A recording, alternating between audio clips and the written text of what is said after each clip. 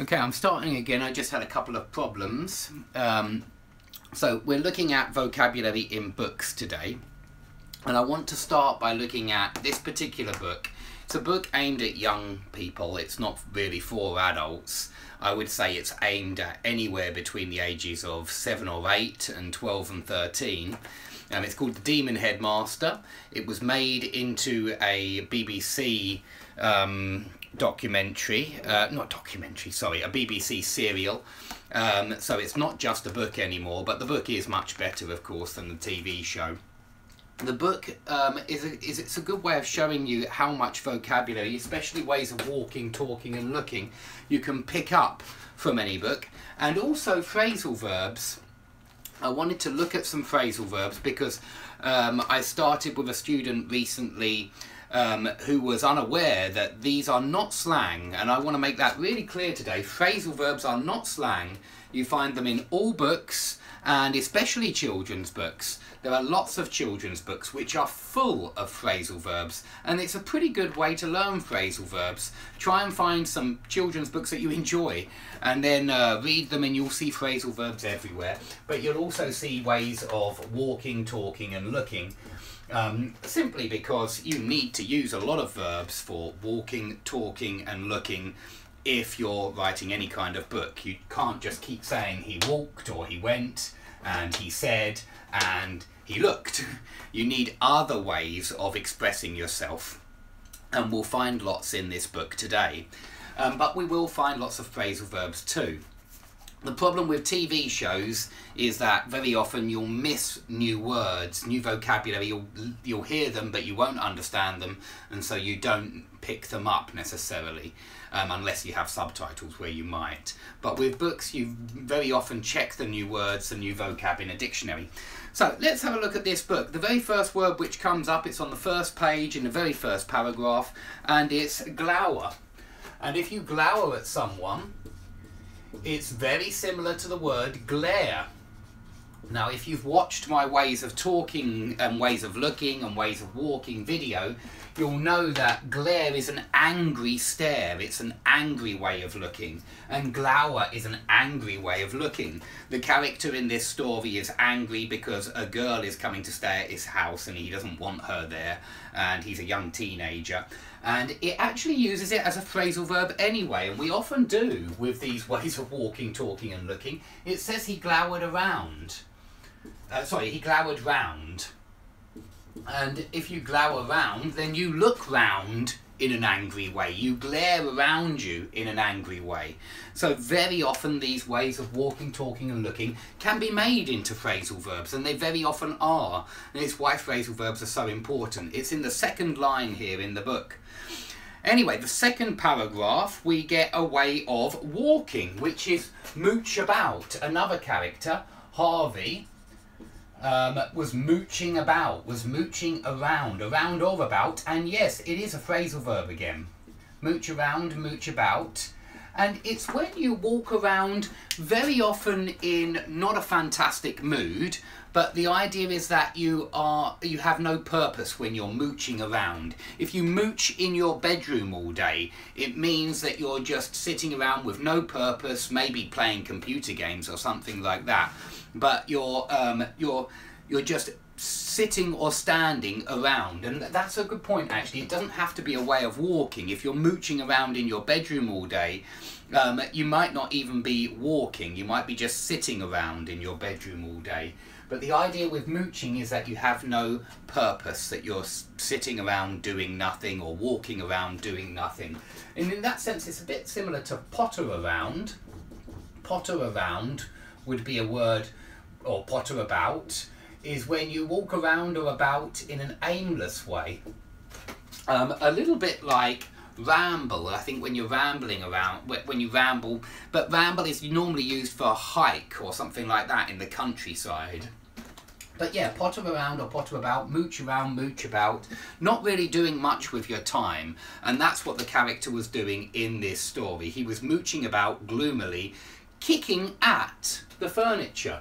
So we get kick at, and of course this is a phrasal verb, this is a phrasal verb, so loads of phrasal verbs already. Why didn't the writer say kicking the furniture? Well, when you say kicking at the furniture, it sounds like you're walking around and taking a number of kicks and just aiming your kicks towards the furniture. To kick at means is similar to aim at, so you're kicking at the furniture. There's not a great deal of difference between kicking the furniture and kicking at the furniture. The only difference I can see is that you're aiming your kicks at the furniture when you're kicking at the furniture rather than just kicking the furniture. But this appears straight away again halfway down page 1. We then get a phrasal verb which I think everybody knows, and it's he went on, meaning continue, and you get this phrasal verb all the way through. And please don't forget the other one, which is exactly the same, which is carry on. If you carry on doing something or you go on doing something, you continue doing something. Okay, then we get Harvey looked up and grinned.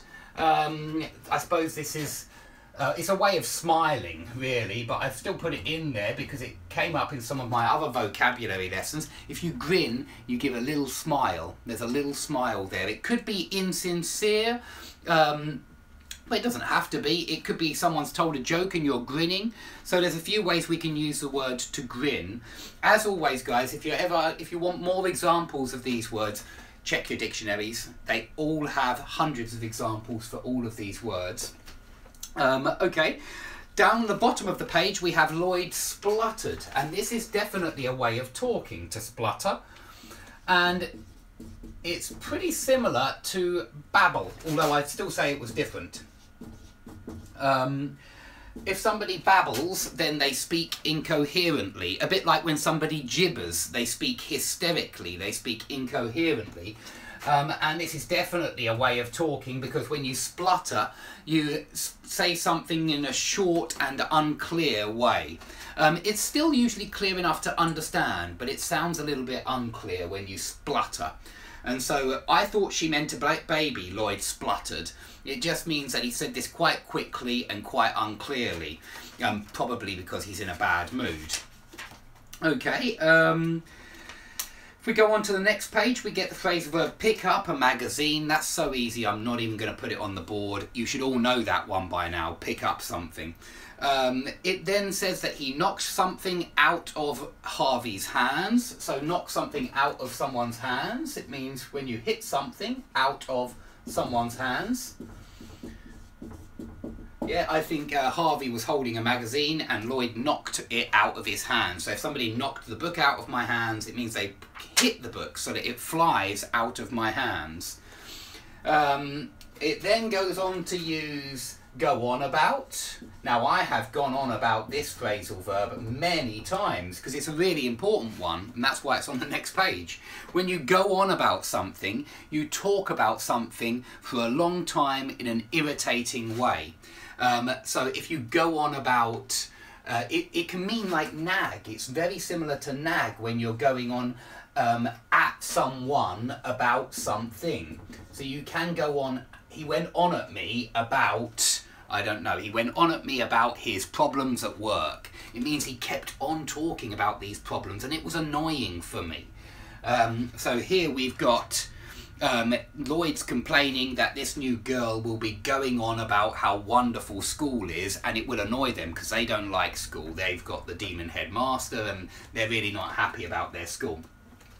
So he's worried that this new girl will be going on at them about school and it will be annoying. So very common phrasal verb, that one. And remember, we can say keep on about, go on about, ramble on about, waffle on about, drone on about, harp on about. There are hundreds of verbs we can change that go for and it will still mean roughly the same thing. Okay, let's carry on to the next part, which is find out. You should all know find out. It's a phrasal verb, very, very common. Then we've got Lloyd was pacing the room.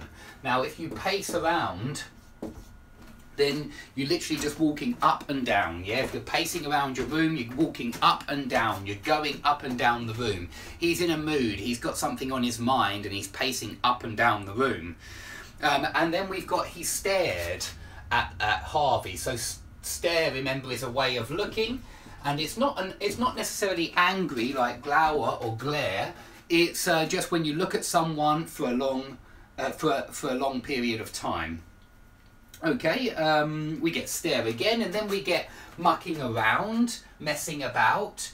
Remember that mucking around is like playing around, like messing about. It means that you're misbehaving in some way. It doesn't have to be really terrible if you're mucking around. I mean, kids are always mucking around, and it means kind of having fun and perhaps messing around with something, having a play with something, but being a little bit naughty at the same time. Oh, sorry, it's not mucking around, it's mucking everything up. So if you muck something up or mess something up, you make a mistake. Yeah, and he doesn't want this girl to mess everything up. He doesn't want her to spoil everything, to ruin everything. In fact, it's Harvey he's talking to, so he doesn't want Harvey to spoil everything, to ruin everything. So if you muck up or mess up, you make a mistake, you spoil something, you ruin something. So again, we're only on the 3rd page and we've got loads and loads of this kind of vocabulary. We then get stare again and pace again, and I don't want to go through them again. But after that we get the phrasal verb to get on with, and if you don't want to use the object, if you don't want to say who you get on with, you can just say get on. So that's how they use it here. A woman is talking to Dinah, another character, a girl who's coming to stay with Lloyd and Harvey, and she says, I am sure you will get on, meaning I'm sure you'll get on with Lloyd and Harvey. So get on with doesn't have to have the with. You can say, I'm sure you and your new friend will get on, or I'm sure you and your cousin will get on, meaning I'm sure you'll have a good relationship. I'm sure you'll get on with each other.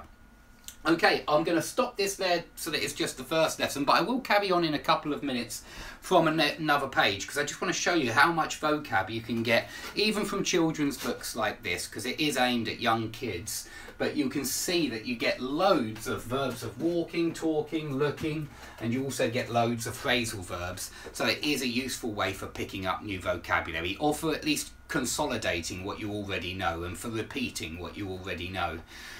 Please, if you have any questions, ask now. I'll give you a few seconds just to put them up. But we will go on and do some more in a second, okay?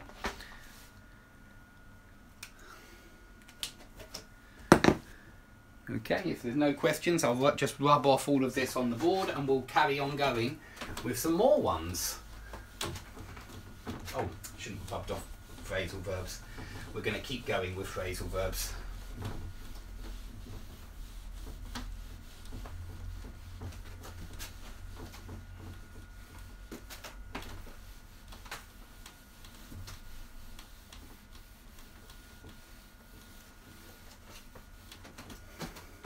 Okay, I can't see any questions, so we'll start again in 2 seconds.